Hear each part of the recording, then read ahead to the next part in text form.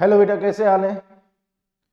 हमारा JEE main का जो वन शॉट रिवीजन चल रहा था उसमें आज हमारा टॉपिक रहेगा मोड ऑफ हीट ट्रांसफर।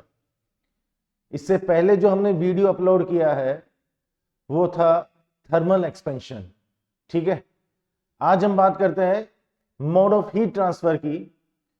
हम थर्मल एक्सपेंशन की बात करें, मोड ऑफ हीट ट्रांसफर की बात करें, एक ही चैप्टर के दो पार्ट है। ये मैंने लास्ट वीडियो में भी आपको बताया था, थर्मल प्रॉपर्टीज ऑफ मैटर, ये हमारे चैप्टर का नाम है।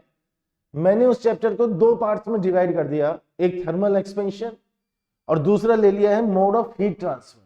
ठीक है, तो थर्मल एक्सपेंशन का वीडियो हमारा रिलीज हो चुका है जिसमें हमने तीन तरह के एक्सपेंशन की बात की थी, लीनियर एक्सपेंशन, सुपरफिशियल एक्सपेंशन और वॉल्यूमेट्रिक एक्सपेंशन। यहां अब हम बात करेंगे मोड ऑफ हीट ट्रांसफर की। ठीक है, छोटा सा सेगमेंट है, इंपॉर्टेंट सेगमेंट है।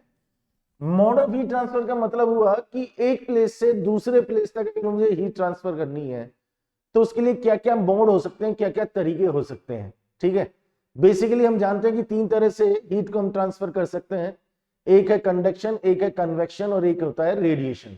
ठीक है, कंडक्शन, कन्वेक्शन और रेडिएशन थोड़ा सा ब्रीफ कर देता हूं, फिर अपन स्लाइड टू स्लाइड डिस्कशन करेंगे सारी चीजों पर। कंडक्शन में एक प्लेस से दूसरे प्लेस तक जो हीट ट्रांसफर की जाती है पार्टिकल के थ्रू की जाती है और पार्टिकल वाइब्रेशंस करते हैं।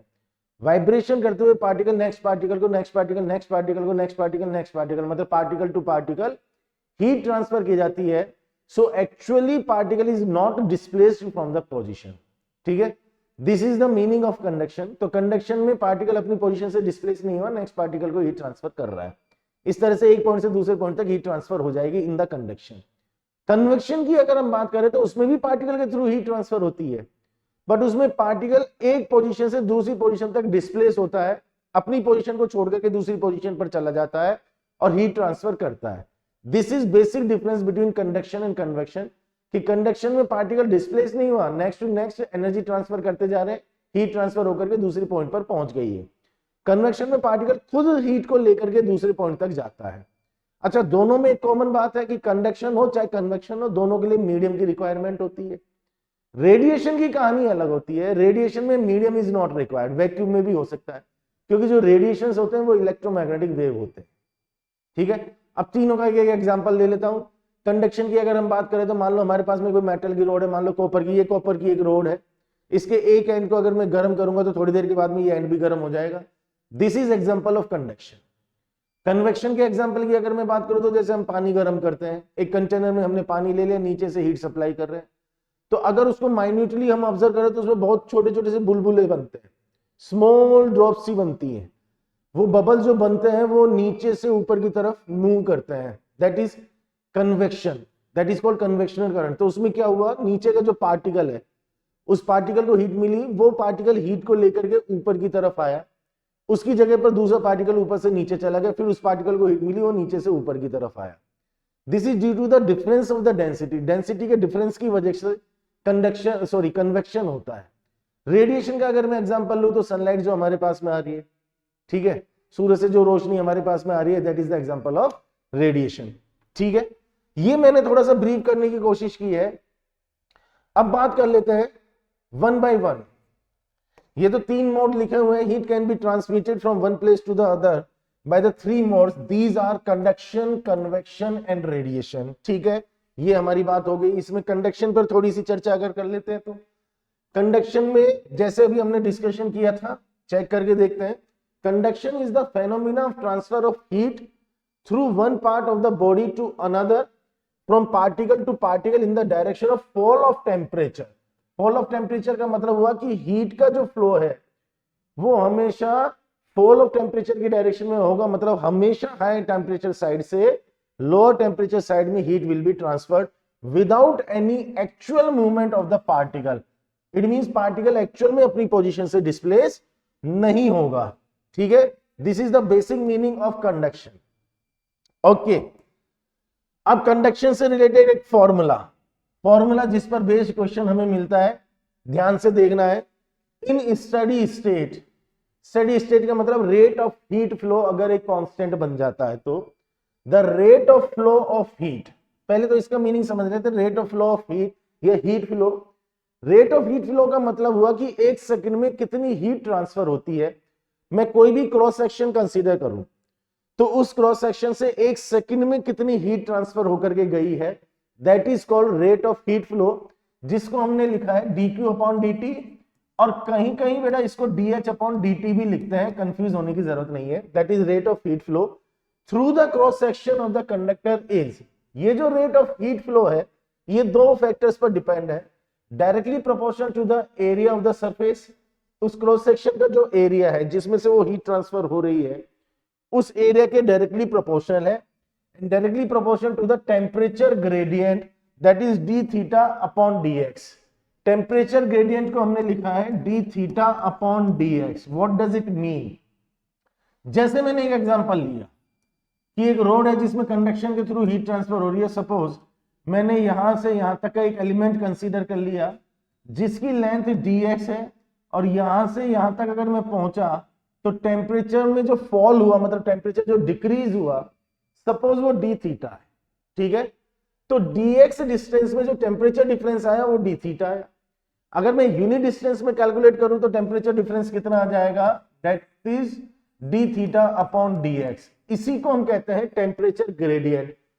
क्योंकि मैं टेम्परेचर के डिक्रीज होने की डायरेक्शन में जा रहा हूं, मतलब मैं टेम्परेचर फॉल होने की बात कर रहा हूं, इसलिए मैंने यहां पर माइनस लगाया है। इसको लेकर के कोई कंफ्यूज होने की जरूरत नहीं है, आप डी थीटा अपॉन dx याद रख लो। तो जो रेट ऑफ हीट फ्लो है वो a के प्रोपोर्शनल है और डी थीटा अपॉन dx के प्रोपोर्शनल है। तो dq upon dt proportional to ये भी हो गया, दोनों को कंबाइन कर दिया तो ये हमारे पास में आ गया। अगेन नेगेटिव साइन का ध्यान रखना कि टेम्परेचर फॉल के डायरेक्शन में जा रहे हैं इसलिए अपन नेगेटिव साइन की बात कर रहे हैं, otherwise dq upon dt equals to k a d theta upon dx। ये जो कांस्टेंट आया k, इसको हम कहते हैं constant which is called coefficient of thermal conductivity. Coefficient of thermal, thermal word actual में जो यहां पर है वो हीट से रिलेटेड है। तो थर्मल कंडक्टिविटी मतलब heat is transferred through the conduction, इसलिए हम इसको कह रहे हैं coefficient of thermal conductivity of the material. इसकी यूनिट अगर मैं यहां से बनाऊंगा तो इसके लिए जूल या कैलोरी बनेगा, इसके लिए सेकंड बनेगा। ये मीटर स्क्वायर यहाँ पर मीटर आएगा, मीटर से मीटर कैंसिल हो जाएगा, ये मीटर अपॉन में चला जाएगा। डी थीटा की अगर बात करो तो change in the temperature that is kelvin, तो इसकी यूनिट बन गई है जूल पर मीटर पर सेकंड पर केल्विन। ये कोएफिशिएंट ऑफ थर्मल कंडक्टिविटी के की यूनिट आ गई। तो फॉर्मूला मेरे दिमाग में रहना चाहिए कि dq upon dt equals to ka d theta upon dx। Negative sign लूं या नहीं लूं, अगर नेगेटिव साइन ले रहा हूं मतलब मैं टेम्परेचर डिक्रीज होने की बात कर रहा हूं, ठीक है। चले थर्मल कंडक्टिविटी पर थोड़ा सा डिस्कशन करते हैं। सीरीज और parallel combination, equivalent thermal conductivity, ध्यान से देखना है बेटा इसको, क्योंकि इसमें सीरीज और पैरेलल कॉम्बिनेशन वाले क्वेश्चंस आते हैं। अपन क्वेश्चन देखेंगे भी आगे कि किस किस तरह के क्वेश्चंस बन सकते हैं। Equivalent thermal conductivity, it means we are talking about the two combinations, one is series and second one is parallel combination, right. Series combination में बात करें तो जैसे मैंने ये दो रोड ली है, एक रोड मैंने L1 लेंथ की, दूसरी रोड ली है मैंने L2 लेंथ की। Suppose the cross section of both the rod is same, say the cross section is A। यहां पर इनका जंक्शन है, मतलब यहां पर इनका जॉइंट बना हुआ है। सपोज इसका टेम्परेचर θ1 और इस एंड का टेम्परेचर θ2 और ये जो बीच में जंक्शन है इसका टेम्परेचर θ, ठीक है। अब मुझे इस कॉम्बिनेशन के लिए के इक्विवेलेंट मतलब इक्विवेलेंट थर्मल कंडक्टिविटी चाहिए।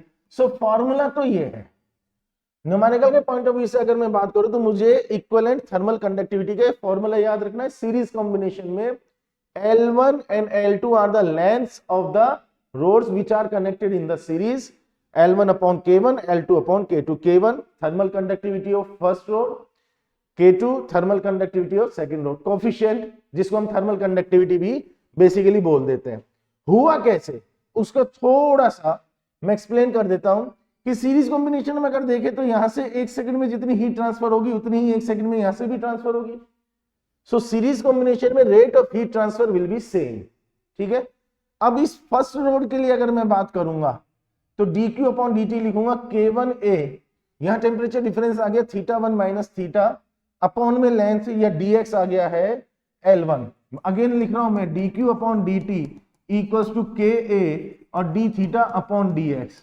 d theta is the change in the temperature, dx is the distance in which the temperature is change in the temperature is taking place, that is L1।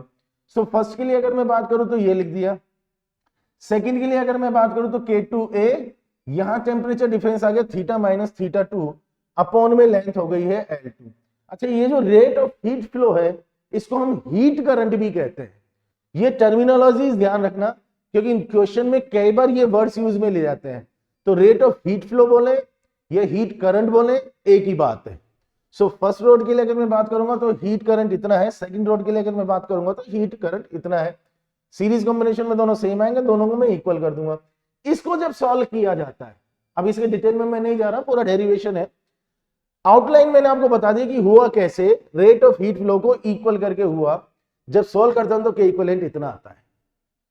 तो series combination में ध्यान रखना है के equivalent यहां से calculate किया जाए, ठीक है। ऐसे ही कुछ बात पैरेलल कॉम्बिनेशन पर कर लेते हैं। क्या डिफरेंस आता है, क्या चेंज मिलेगा। पैरेलल कॉम्बिनेशन में मैंने दो ये रोड लिए हैं और इनको पैरेलल में मैंने इस तरीके से कनेक्ट किया हुआ है, ठीक है। सपोज इसका क्रॉस सेक्शन A1 और इसका क्रॉस सेक्शन A2, लेंथ दोनों का सेम हो गया है L और L, ठीक है। टेम्परेचर डिफरेंस भी सेम आएगा, यहां टेम्परेचर θ1 तो यहां टेम्परेचर θ2। अब इस एंड के लिए अगर मैं बात करूं तो इस एंड का टेम्परेचर दोनों के लिए θ1 है और इस एंड का टेम्परेचर दोनों के लिए θ2 है। क्लियर हुई बात। यहां अगर देखें तो total rate of heat flow, अब कॉन्सेप्ट क्या है वो समझ लेना। अगर मैं इक्विवेलेंट की बात करूं तो मैं इन दोनों की जगह एक रोड अगर मैं यहां पर कनेक्ट करूंगा तो उसकी लेंथ तो L हो जाएगी। इसमें से रेट ऑफ हीट फ्लो की अगर मैं बात करूंगा तो कितना होना चाहिए, इसमें से होने वाला हीट फ्लो, एक सेकंड में मतलब रेट ऑफ हीट फ्लो, और इसका रेट ऑफ हीट फ्लो, दोनों का जो टोटल आएगा वही तो इक्विवेलेंट के लिए होगा। तो पैरेलल कॉम्बिनेशन में अगर बात करें तो total rate of heat flow equals to sum of rate of heat flow through the conducting rods. पहली रोड के through rate of heat flow, दूसरी रोड के through rate of heat flow, दोनों का टोटल करूंगा, that is total rate of heat flow. First के लिए बात करूंगा तो K1A1 temperature difference θ1 minus θ2 upon में डिस्टेंस आ गया L। अब ध्यान से देखो तो दूसरी रोड के लिए भी टेम्परेचर डिफरेंस θ1 माइनस θ2 और लेंथ दोनों के लिए सेम है, तो यहां पर भी L आ गया। इसको जब सॉल्व किया जाएगा तो पैरेलल कॉम्बिनेशन में के इक्विवेलेंट ये आएगा। रिजल्ट को याद रखना, ठीक है। तो पैरेलल कॉम्बिनेशन में इक्विवेलेंट थर्मल कंडक्टिविटी के इक्विवेलेंट इक्वल्स टू ये आया। सीरीज कॉम्बिनेशन में आया था L1 प्लस L2 अपॉन में L1 upon K1 plus L2 upon K2। Parallel combination में अगर बात करूं तो K1A1 plus K2A2 upon A1 plus A2। ध्यान रखना है सीरीज और पैरेलल, ठीक है। अब देख लेते हैं रिजल्ट्स, हमने देख लिए, क्वेश्चंस देख लेते हैं किस तरीके का क्वेश्चन बन रहा है। ध्यान लगा करके अच्छी तरह से क्वेश्चंस को सॉल्व करना है बेटा। पहले क्वेश्चन को समझ लेना है।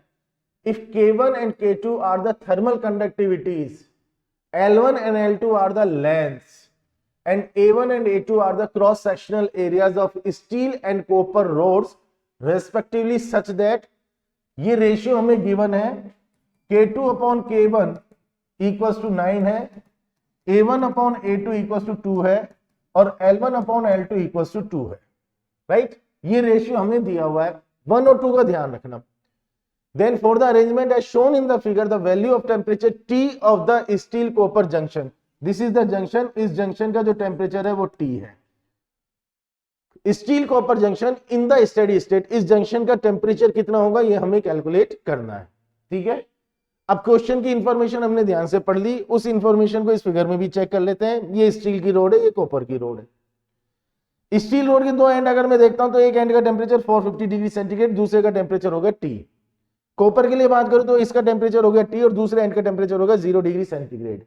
ये जंक्शन है दोनों के लिए, ठीक है। थर्मल कंडक्टिविटी का, क्रॉस सेक्शनल एरिया का और लेंथ का रेशियो हमें गिवन है। हमें इस जंक्शन का टेम्परेचर T कैलकुलेट करना है, ठीक है। कैसे अप्रोच करना है, first of all we have to decide what is the combination, that is series और पैरेलल। तो this is the series combination, ठीक है।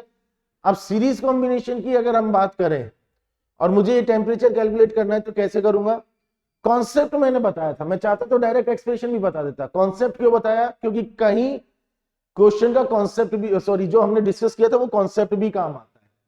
सीरीज कॉम्बिनेशन में क्या होगा? Rate of heat flow same आएगा। स्टील के लिए rate of heat flow, copper के लिए रेट ऑफ हीट फ्लो, दोनों का एक्सप्रेशंस लिखूंगा, दोनों को इक्वल कर दूंगा। तो dH upon dt for 1 equals to dH upon dt for 2, 1 for steel, 2 for copper, right. So steel के लिए अगर मैं बात करूंगा, सीक्वेंस यही है ना, स्टील और कॉपर, ठीक है, ओके। तो K1 A1, टेम्परेचर डिफरेंस कितना हो गया स्टील के लिए? 450 minus T, that is 450 minus T upon में लेंथ L1। कॉपर के लिए बात करूं तो K2 A2, टेम्परेचर डिफरेंस कितना हो गया? T माइनस 0 अपॉन में लेंथ हो गई है L2। दोनों का मैंने रेट ऑफ हीट फ्लो देखा, टेम्परेचर डिफरेंस को ध्यान से देख लेना। स्टील के लिए 450 माइनस टी हो गया, कॉपर के लिए T माइनस 0 हो गया, दोनों को मैं इक्वल करूंगा, ठीक है। अब यहां से अगर मैं देखूं तो K1 upon K2, A1 upon A2, L2 upon L1 equals to T minus 0 upon 450 minus T. मैंने बोला ये K, A और L की जो पूरी कहानी है वो इधर ले ली, तो ये K2 A2 L2 इधर ले आया, K2 K1 के अपॉन में गया, A2 A1 के अपॉन में गया, L2 इधर इनटू में आ गया, ये कहानी लिख दी। टेम्परेचर वाली कहानी को मैं इधर इसके अपॉन में ले गया। क्यों ले गया? क्योंकि ये रेशियो मुझे गिवन है। K1 अपॉन K2 क्या है? K2 अपॉन K1 की वैल्यू 9 है, तो ये वैल्यू 1 अपॉन 9 हो गई। A1 upon A2 that is 2, L2 upon L1, L2 upon L1 that is 1 upon 2 equals to T minus 0 upon 450 minus T। 2 से 2 कैंसिल हो गए, इसको क्रॉस मल्टीप्लाई करके T कैलकुलेट कर लेंगे, हमारा आंसर आ जाएगा, ठीक है। तो ये सीरीज कॉम्बिनेशन पर बेस्ड क्वेश्चन था, ठीक है। एक वैरायटी तो ये क्लियर हुई। अब नेक्स्ट वैरायटी क्या बनेगी? नेक्स्ट क्वेश्चन देखते हैं। Two metallic blocks M1 and M2 of same area of cross section, ये ब्लॉक है, दोनों का क्रॉस सेक्शन एरिया सेम है, are connected to each other as shown in the figure. Figure में अगर मैं देखूं तो दोनों सीरीज में कनेक्टेड है।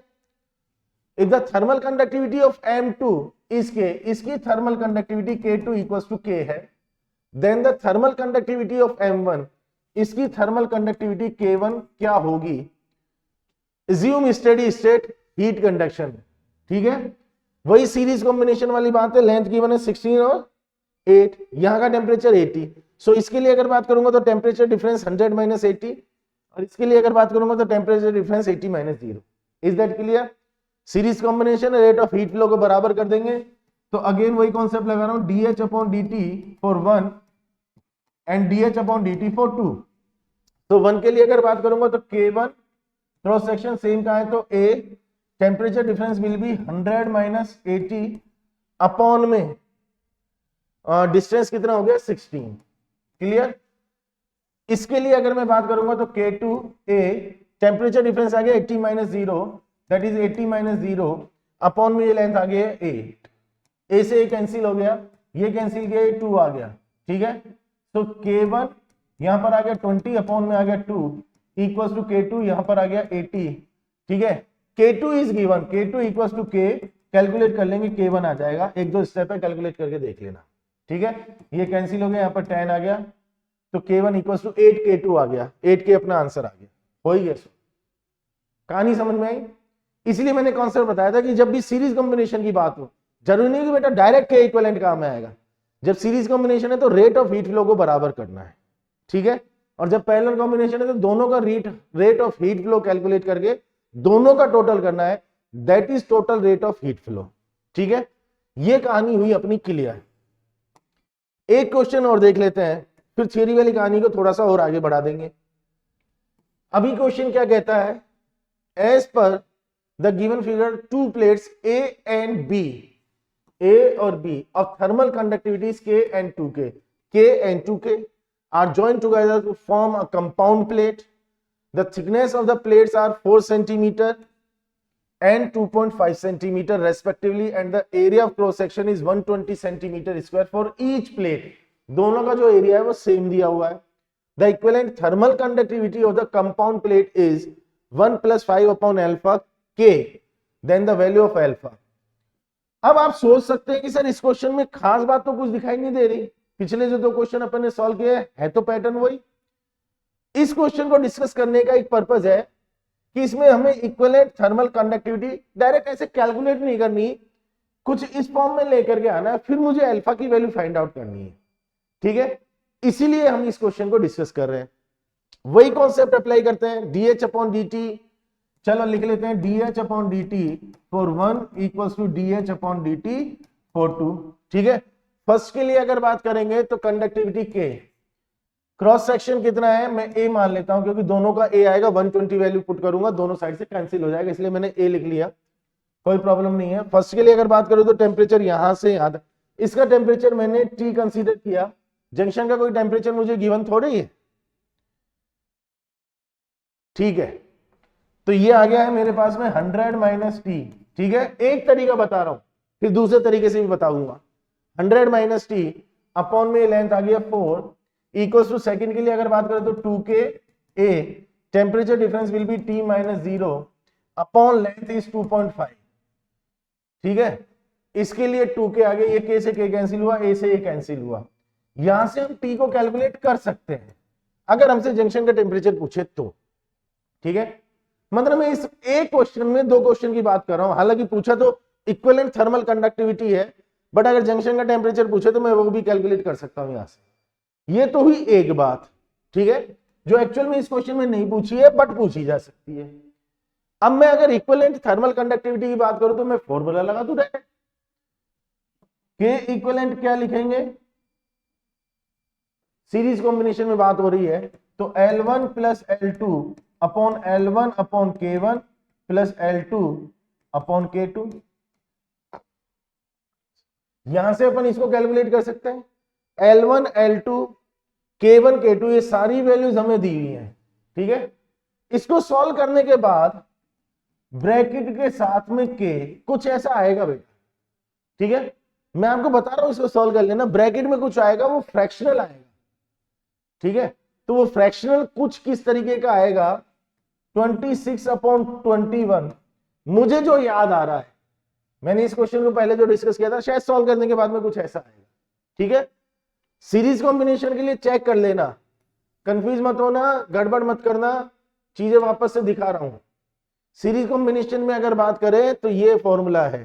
ठीक है, जब अपन क्वेश्चन को सॉल्व करने की बात कर रहे हैं, यही हमारा क्वेश्चन है, तो इस क्वेश्चन में मैंने बताया कि इक्विवेलेंट कैलकुलेट करना है, फॉर्मूला लगाया, फॉर्मूला लगा करके हमारे पास में वैल्यू आ जाएगी और हम इसको सॉल्व कर लेंगे।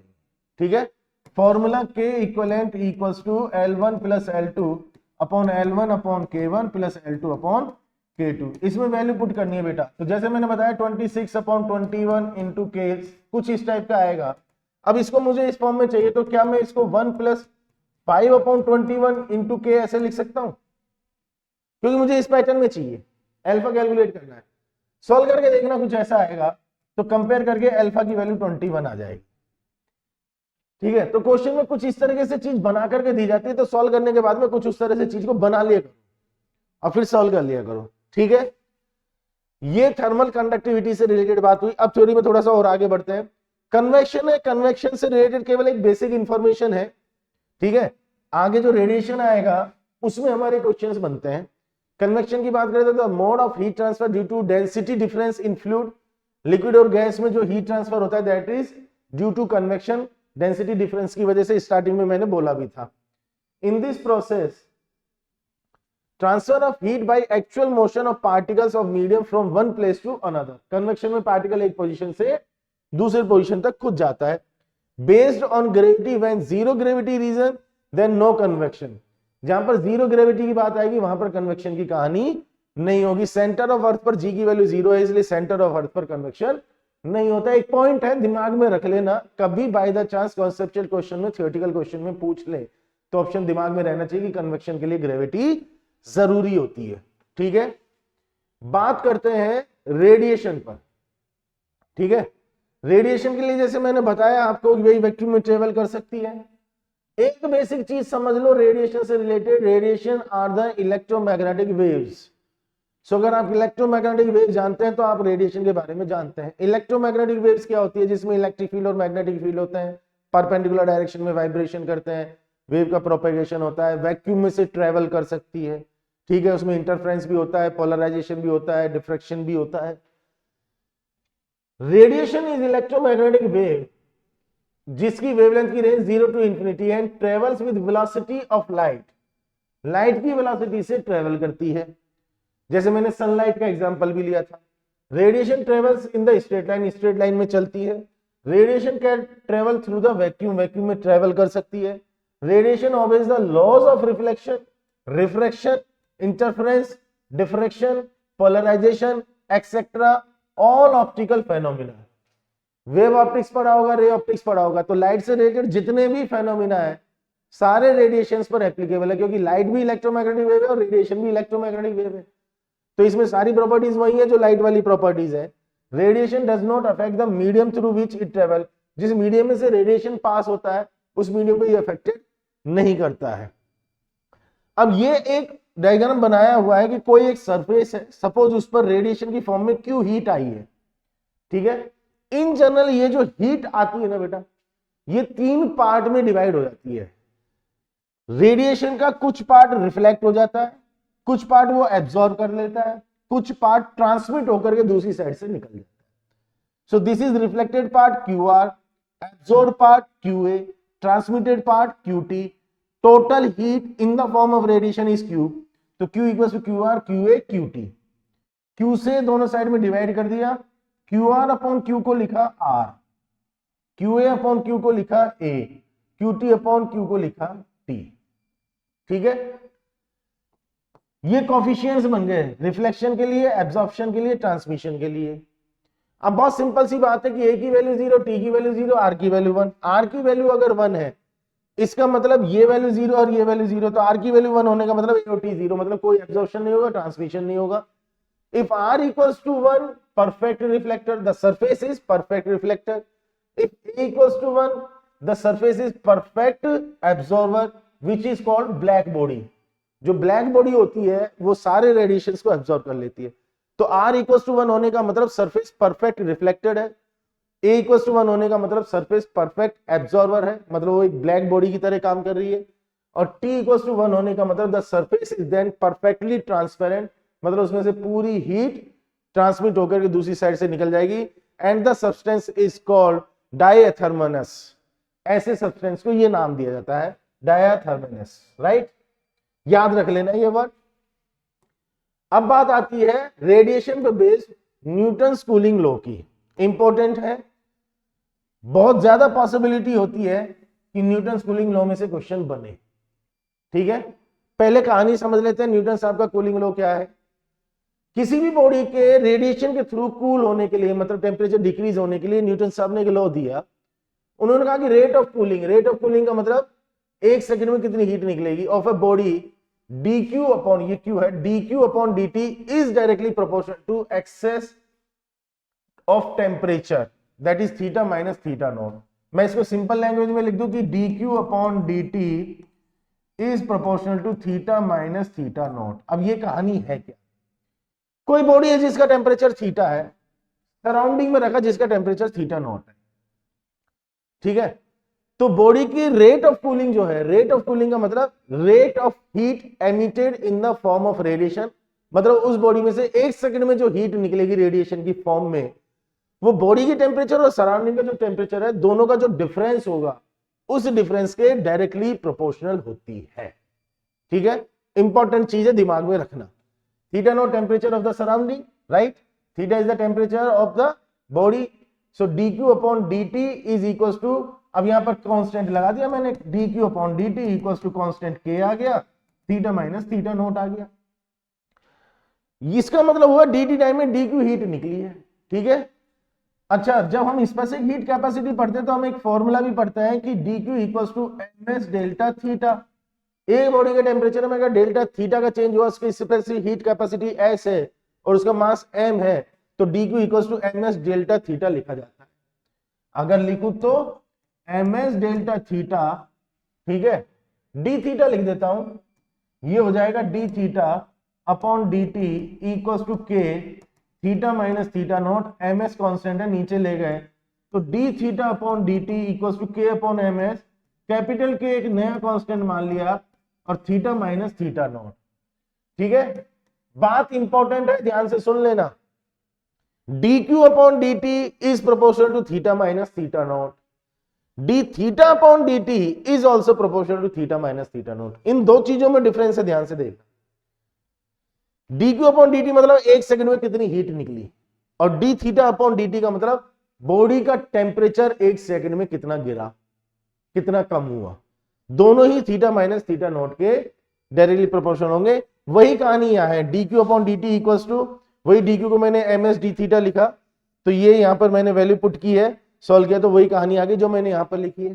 ठीक है, इसको ध्यान से देख लेना, न्यूमेरिकल्स में ये काम आता है, याद रख सकते हो तो बहुत बढ़िया, नहीं तो यहां से ये चीज लिखी देंगे। देखो कैसे, D theta is the change in the temperature of the body.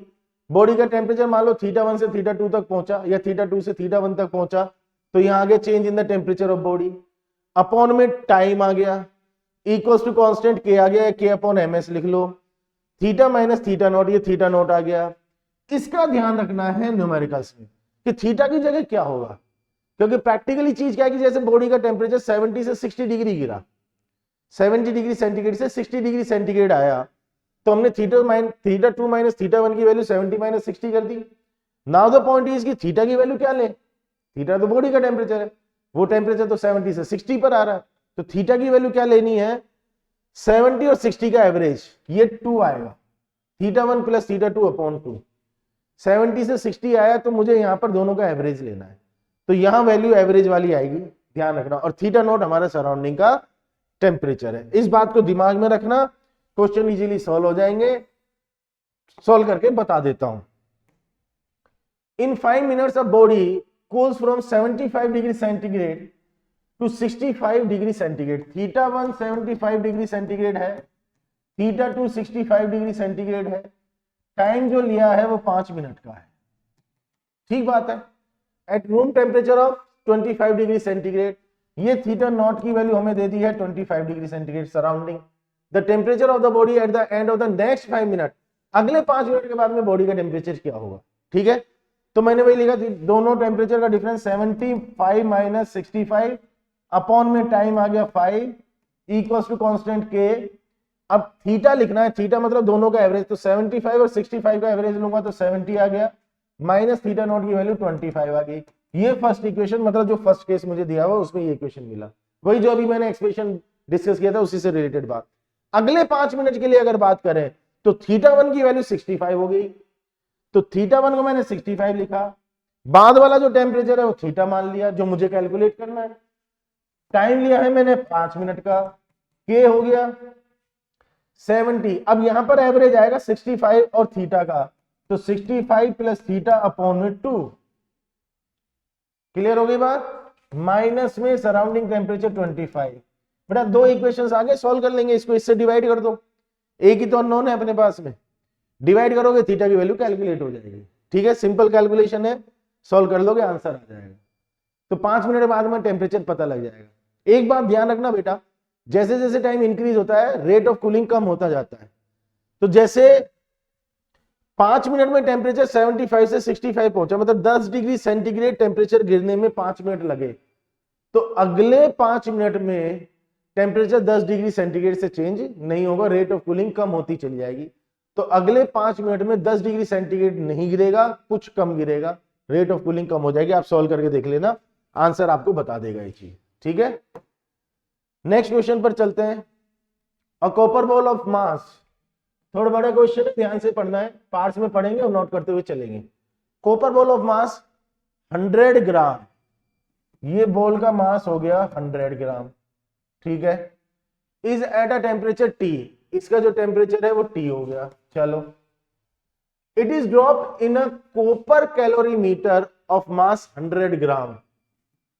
Calorimeter का मास 100 ग्राम। थोड़ी सी बात कैलोरीमीटर की भी कर लेता हूं। एक छोटा सा टॉपिक है कैलोरीमेट्री। कैलोरीमेट्री का मतलब होता है मेजरमेंट ऑफ द हीट, कि किसी भी सब्सटेंस को कितनी हीट मिली है, सब्सटेंस ने कितनी हीट, तो हीट के अमाउंट को मेजर करने का जो प्रोसेस होता है उस प्रोसेस को हम कैलोरीमेट्री कहते हैं। उसके लिए जो डिवाइस हम काम में लेते हैं उसको हम कैलोरीमीटर कहते हैं। वो कॉपर का बना हुआ एक छोटा सा कंटेनर होता है सिलिंड्रिकल, तो मेरे पास में एक कैलोरीमीटर है 100 ग्राम का, filled with 170 gram of water. इसमें हमने पानी भर दिया 170 ग्राम कैलोरीमीटर में एट रूम टेम्परेचर पर। Subsequently the temperature of the system is found to be 75 degree centigrade. जब स्टडी स्टेट आ गई तो टेम्परेचर 75 डिग्री सेंटीग्रेड पाया गया। ठीक है, T इज गिवन बाय, तो T की वैल्यू क्या होगी, रूम टेम्परेचर मतलब सराउंडिंग का जो टेम्परेचर है वो 30 डिग्री सेंटीग्रेड है, कॉपर की जो स्पेसिफिक हीट है वो 0.1 कैलोरी पर ग्राम पर डिग्री सेंटीग्रेड है, वाटर की हम जानते हैं 1 कैलोरी पर ग्राम पर डिग्री सेंटीग्रेड है। पहले मैं क्वेश्चन को समझ लेता हूं बेटा क्या है। मेरे पास में ये कैलोरीमीटर है, ये कॉपर का बना हुआ है, इसका मास मुझे दिया हुआ है 100 ग्राम, इसमें मैंने पानी भर दिया, ये वाटर है, वाटर का मास मुझे दिया हुआ 170 ग्राम, इतना पानी इसमें भरा। फिर मेरे पास में कॉपर की बनी हुई एक बॉल है, उसका भी मास मुझे दिया हुआ है 100 ग्राम, उसको मैंने इसके अंदर डाला और इसका टेम्परेचर था इनिशियली T। इन दोनों का टेम्परेचर कितना है, कैलोरीमीटर और वाटर का, अभी कोई हीट एक्सचेंज हो नहीं रहा, तो इन दोनों का जो इनिशियली टेम्परेचर है वो रूम टेम्परेचर 30 डिग्री सेंटीग्रेड है। स्पेसिफिक हीट हमें दी हुई है, इसको इसके अंदर डालने के बाद में स्टडी स्टेट में इस पूरे सिस्टम का टेम्परेचर 75 डिग्री सेंटीग्रेड पाया गया। क्वेश्चन में लिखा हुआ है 75 डिग्री सेंटीग्रेड। ठीक है, तो मुझे इनिशियली जो इस बॉल का टेम्परेचर था वो पता लगाना है, राइट। अब कॉन्सेप्ट क्या है बेटा, इसका कुछ टेम्परेचर है that is more than the temperature of the surrounding और रूम टेम्परेचर, रूम टेम्परेचर से ज्यादा है इसका टेम्परेचर, इसको मैंने इसके अंदर डाला। अब इन दोनों का जो टेम्परेचर है वो 30 डिग्री सेंटीग्रेड है, बॉल का जो टेम्परेचर है वो इनसे ज्यादा है, तो जब मैं बॉल को इस कैलोरीमीटर में डालूंगा जिसमें पानी भरा हुआ है, तो उस बॉल से हीट निकलेगी, मतलब हीट ट्रांसफर होगी वाटर और कैलोरीमीटर को। टेम्परेचर डिफरेंस होता है तो हाई टेम्परेचर से लो टेम्परेचर की तरफ तो हीट को ट्रांसफर होना है, तो बॉल हीट देगी और वो हीट किसके पास में जाएगी, वाटर और कैलोरीमीटर के पास। ठीक है, अब पॉइंट सिंपल है कि भाई वाटर को कितनी हीट मिली, कैलोरीमीटर को कितनी हीट मिली, दोनों का टोटल कर लो, that is equal to heat released by the ball. Ball ने कितनी हीट रिलीज की है उसके इक्वल कर देना है। ठीक है, और हीट के लिए फॉर्मूला क्या है, हीट का फॉर्मूला है ms डेल्टा थीटा। बॉल के लिए बात करते हैं ध्यान से, बॉल किसकी बनी हुई है, कॉपर की, तो कॉपर ने मतलब बॉल ने कितनी हीट ट्रांसफर की उसका मास नोट करते हैं 100, स्पेसिफिक हीट हो गई उसकी 0.1। ठीक है, टेम्परेचर T था, फाइनली 75 डिग्री सेंटीग्रेड बन गया, वाटर का, कैलोरीमीटर का और बॉल का सबका टेम्परेचर स्टडी स्टेट में 75 हो जाएगा। तो उसने कितनी हीट सप्लाई की है, T minus 75, this is the heat supplied by the ball. Is that clear. अच्छा, वाटर की अगर बात करें तो वाटर को कितनी हीट मिली है, 170 उसका मास है, स्पेसिफिक हीट वाटर की 1 है, टेम्परेचर 30 से 75 पहुंचा, पहले रूम टेम्परेचर पर था फिर फाइनल टेम्परेचर 75 हो गया, तो उसको हीट मिली है 75 माइनस 30। कैलोरीमीटर की अगर बात करें तो 100 ग्राम है, स्पेसिफिक हीट कॉपर का बना हुआ है तो 0.1 है, इंटू में टेम्परेचर उसका भी 75 पहुंचा 30 से इंक्रीज होकर के। Say this is the heat given by the ball, this is the heat taken by the water and this is the heat taken by the calorimeter. So मैं कहूंगा QB equals to QW plus QC। ठीक है, इसका मतलब 100 into 0.1 into T minus 75 equals to 170 into 1 into 75 minus 30 plus 100 into 0.1 75 minus 30। बेटा इसको solve कर लेंगे, T की वैल्यू आ जाएगी, कैलकुलेशन पार्ट दो आप संभाल ही देंगे। ठीक है, तो पॉइंट समझने का क्या था वो बात क्लियर हो गई कि बॉल के पास में हीट है, उसने वाटर को कैलोरीमीटर को हीट दी, दोनों की हीट इंक्रीज हुई, फॉर्मूला लिख लिया, वाटर ने इतनी हीट ली है, कैलोरीमीटर ने इतनी हीट ली है, बॉल ने इतनी हीट दी है, एनर्जी कंजर्वेशन लगा करके T को कैलकुलेट कर लेंगे। ठीक है, बढ़िया क्वेश्चन है, समझ में आ गई कहानी। एक क्वेश्चन ग्राफ बेस्ड भी आया है न्यूटन कूलिंग लॉ पर, ठीक है, इस क्वेश्चन को समझ लेना है, it's a good question. In an experiment to verify Newton's law of cooling, a graph is plotted between the temperature difference delta T of the water and the surrounding. This is the temperature difference between water and surrounding, and time as shown in the figure. ये ध्यान रखना temperature difference है water और surrounding का, और time इधर इस axis पे लिया है। The initial temperature of water is taken as 80 degree centigrade. Initial temperature of water is 80 degree centigrade. The value of T2 as mentioned in the graph, तो ग्राफ में जो T2 बन है टाइम, उसको कैलकुलेट करना है, ग्राफ को study करना है। इसमें ग्राफ में वैल्यूज दी हुई है, क्वेश्चन में तो एक इंफॉर्मेशन दी है कि वाटर का इनिशियली टेम्परेचर 80 डिग्री सेंटीग्रेड है। T इक्वल टू 0 पर अगर मैं चेक करूं तो टेम्परेचर डिफरेंस 60 डिग्री सेंटीग्रेड है वाटर और सराउंडिंग का। अब इनिशियली वाटर का टेम्परेचर 80 डिग्री सेंटीग्रेड और टेम्परेचर डिफरेंस 60 डिग्री सेंटीग्रेड, तो जो सराउंडिंग का टेम्परेचर है वो 20 डिग्री सेंटीग्रेड। ये वाली बात क्लियर हुई? तो यहां से अपने को सराउंडिंग का टेम्परेचर पता लग गया, विच विल बी फिक्स। ठीक है, वाटर का इनिशियल टेम्परेचर ये है, टेम्परेचर डिफरेंस इनिशियली 60 है, इट मीन सराउंडिंग का टेम्परेचर 20 डिग्री सेंटीग्रेड है। ठीक है, 6 मिनट के ड्यूरेशन में अगर बात करें, मैं टाइम ले रहा हूं 6 मिनट का, 6 मिनट के ड्यूरेशन में अगर बात करें तो यहां अगर मैं टेम्परेचर नोट करूं तो वाटर का 80 डिग्री सेंटीग्रेड है। यहां अगर मैं बात करूं तो सराउंडिंग का तो 20 है, टेम्परेचर डिफरेंस 40 है, इसका मतलब यहां पर वाटर का टेम्परेचर 60 हुआ होगा। ध्यान रखना इस बात का, तो वाटर का टेम्परेचर 60 डिग्री सेंटीग्रेड, 6 मिनट में वाटर का टेम्परेचर 80 से 60 पर आ, it means θ2 equals to 60 degree centigrade. ये इंफॉर्मेशन इनडायरेक्टली हमें यहां से निकालनी है। ठीक है, डायरेक्टली नहीं दिया, हमने रूम टेम्परेचर पता लगाया सराउंडिंग का। ठीक है, तो θ1 आ गया, θ2 आ गया। अब क्या करना है, 80 माइनस 60 अपॉन में टाइम इक्वल्स टू कांस्टेंट, और 80 और 60 का एवरेज आ गया 70 माइनस 20। आप समझ रहे बेटा ये इक्वेशन कहां से लिख रहा हूं?